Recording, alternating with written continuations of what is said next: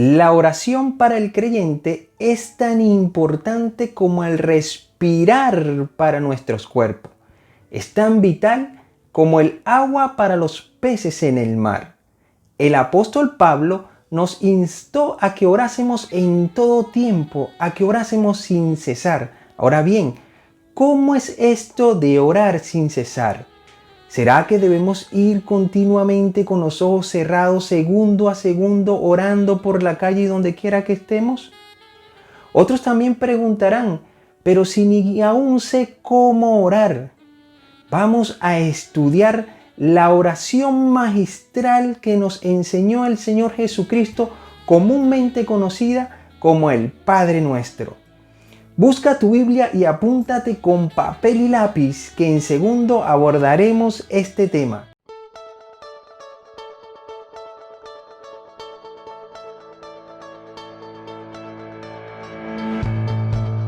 Cuando se vive en una sociedad libre y próspera, es más fácil presumir de la gracia de Dios que vivir dependiendo de ella.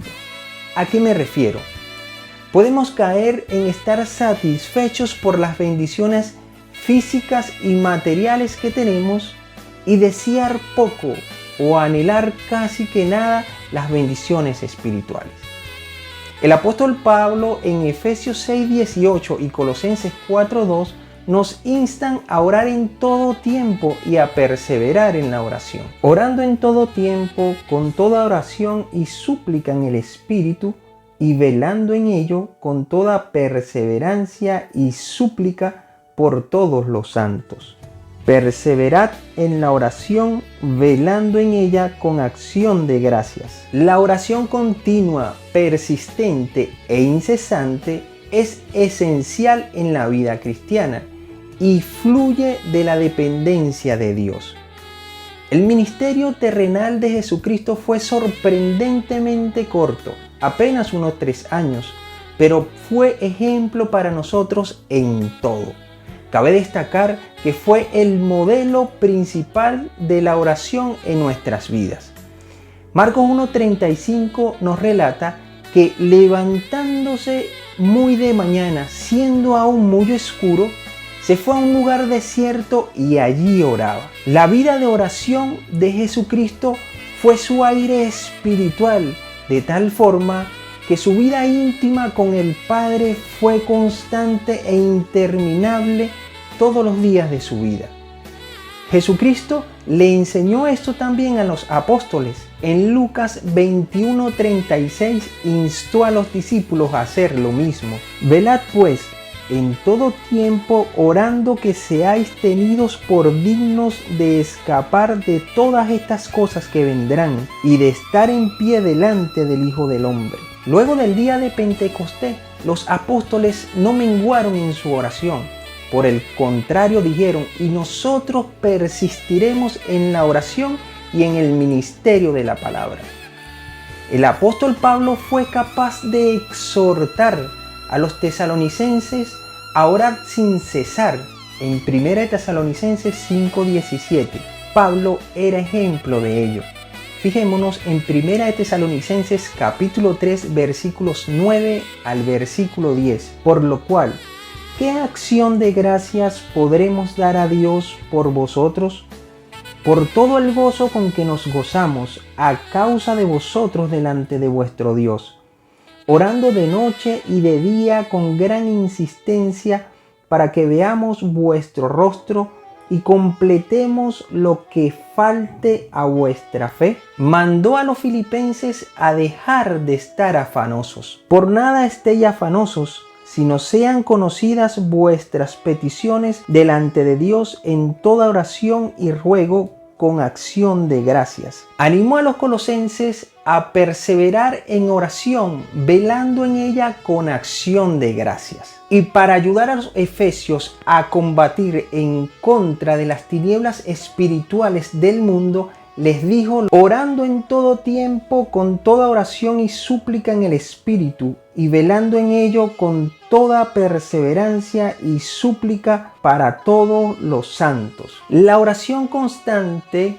perseverante y continua como debe de ser. El famoso predicador del siglo XIX, Charles Spurgeon, nos ofrece una imagen vívida de lo que significa orar en todo tiempo. Vamos a leerlo. Como los caballeros de antaño, siempre en guerra, no siempre en sus corceles corriendo hacia adelante con sus lanzas listas para derribar a un adversario, pero siempre con sus armas donde las podían alcanzar rápidamente, y siempre listos a ser heridos o morir por la causa que defendían. Esos guerreros rudos a menudo dormían con sus armaduras, así que, incluso cuando dormimos, aún debemos tener una actitud de oración, de manera que si tal vez nos despertamos en la noche, todavía podemos estar con Dios. Nuestra alma, al haber recibido la influencia centrípeta divina que la hace buscar su centro celestial, debe estar eternamente elevándose de manera natural hacia Dios mismo.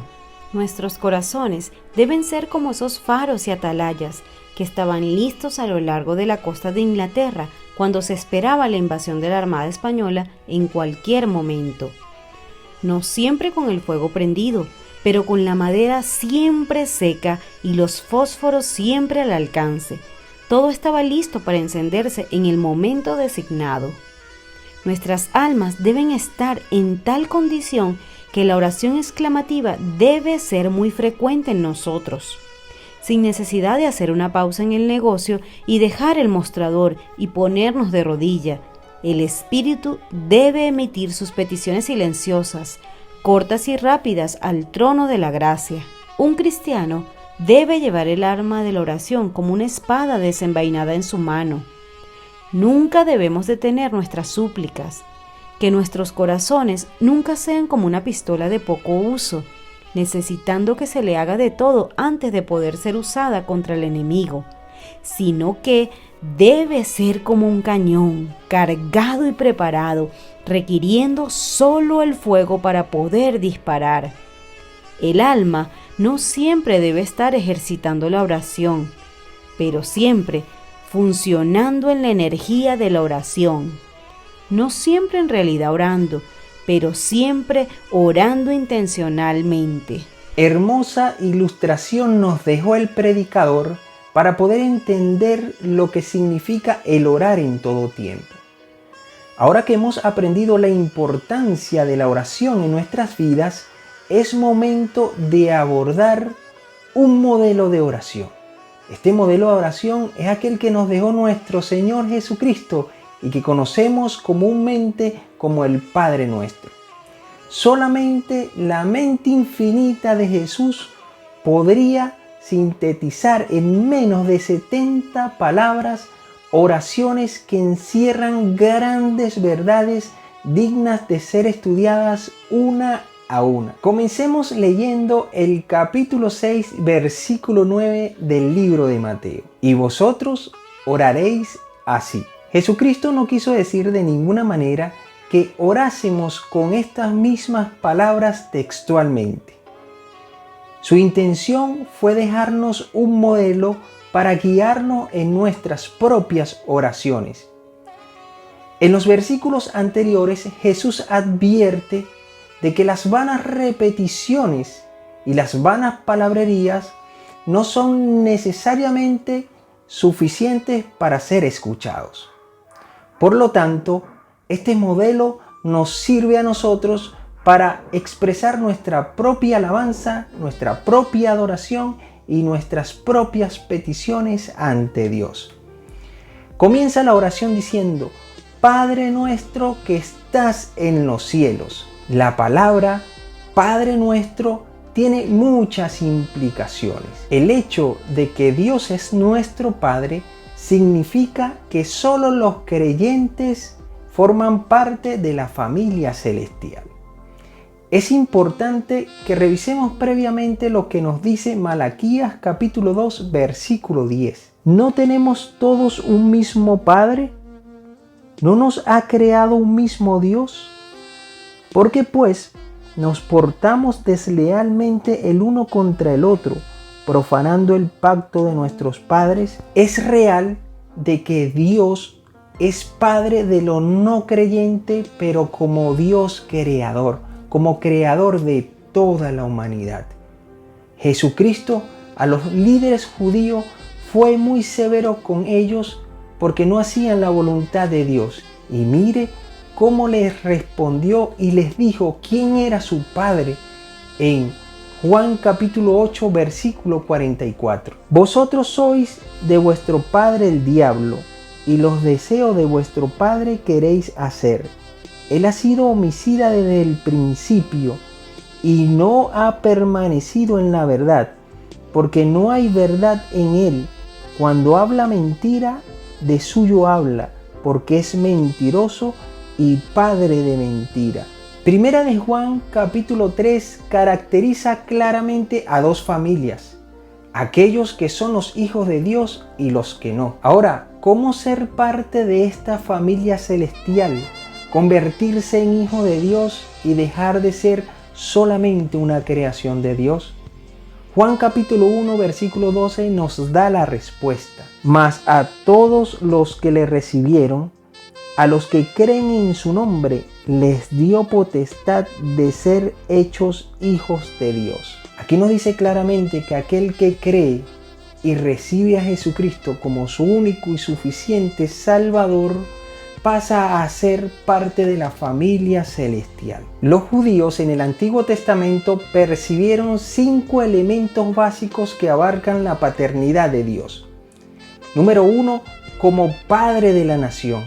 Para ellos vamos a revisar 1 de Crónicas capítulo 29 versículo 10. Asimismo se alegró mucho el rey David y bendijo a Jehová delante de toda la congregación.